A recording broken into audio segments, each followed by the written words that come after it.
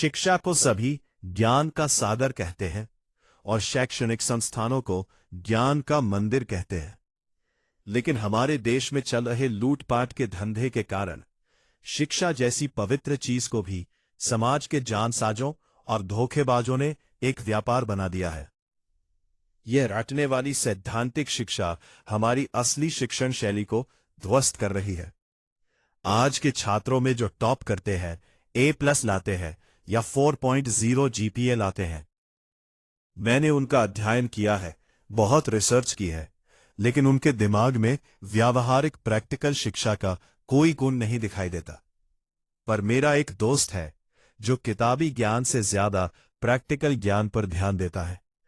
वो कभी भी रट कर नहीं पढ़ता।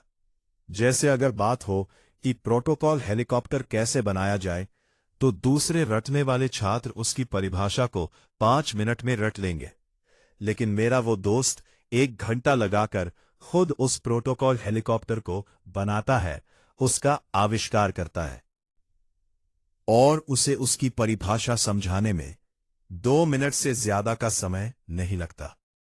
ये ऐसा ज्ञान है जिसे वो जिंदगी में चाहकर भी कभी नहीं भूल सकता। हाँ, इसे कहते हैं व्यावहारिक शिक्षा। लेकिन उन लोगों को इससे क्या मतलब जिन्होंने शिक्षा को सिर्फ कमाई और लूट का जरिया बना रखा है।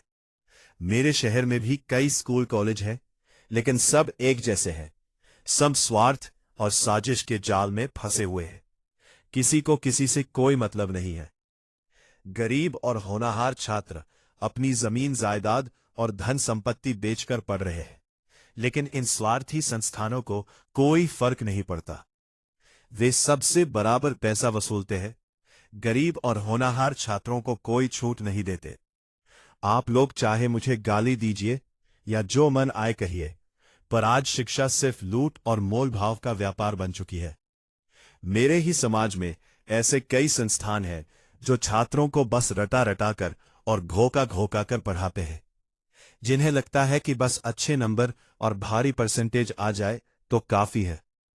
प्रैक्टिकल ज्ञान क्या होता है, इन संस्थानों को कुछ नहीं पता। मैंने तो ऐसे स्कूल भी देखे हैं जो रात के 9 बजे तक छात्रों को सिर्फ रटाने और ट्यूशन पढ़ाने में लगे रहते हैं। वे बच्चों पर सीधा मानसिक दबाव, प्रेशर डाल रहे हैं। अगर ऐसे स्कूल हमारे समाज में बढ़ते रहे तो भविष्य में हमारे बहुत से बच्चे मानसिक बीमारी के शिकार हो जाएंगे और उनका जीवन बर्बाद हो जाएगा। इन शिक्षण संस्थानों को ये बात समझनी होगी। छात्र इंसान है, कोई प्रेशर कुकर नहीं है कि जब मन किया तब रटाया और जब मन किया तब तपा दिया। वह कौन सा संस्थान है, ये आप लोग खुद भी अच्छे से समझ सकते हैं। मैं सभी माता पिता से विनती करता हूं कि अपने बच्चों को ऐसे संस्थानों में मत भेजिए जहां सिर्फ रटाया और घोकाया जाता है, जहां 24 घंटे में से 14 घंटे दबाव देकर पढ़ाया जाता है। ऐसी शिक्षा का कोई फायदा नहीं है, इसकी कोई उपलब्धि नहीं है। अगर भविष्य में आपके बच्चे मानसिक तनाव या बीमारी के शिकार हो गए, तब आप मुझे याद करेंगे और सोचेंगे कि उस मोटिवेशनल स्पीकर ने बिल्कुल सही कहा था। आप लोग बिना भुगते नहीं मानते, जब झेलना पड़ता है तभी समझ आता है।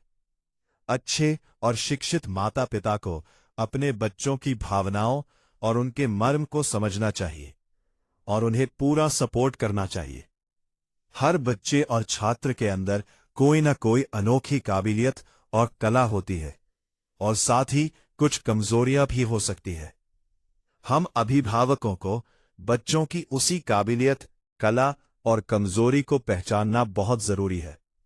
जितना हो सके उनकी कला का सम्मान करिए, उन्हें प्रेरणा दीजिए और मोटिवेट कीजिए, और जितना हो सके प्यार से उनकी कमजोरियों को दूर करने की कोशिश कीजिए।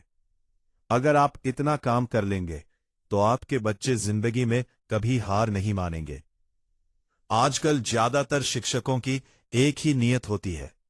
जब छात्रों का किसी दिन पढ़ने का मन नहीं होता और वे पढ़ते पढ़ते बोर होकर कहते हैं, सर आज कोई एक्स्ट्रा एक्टिविटी करते हैं, सर आज क्विज कंपटीशन या डांस कंपटीशन करते हैं तो शिक्षक उन्हें डांट कर भगा देता है और कहता है, स्कूल में नाच गाना करने आए हो, खेलने आए हो?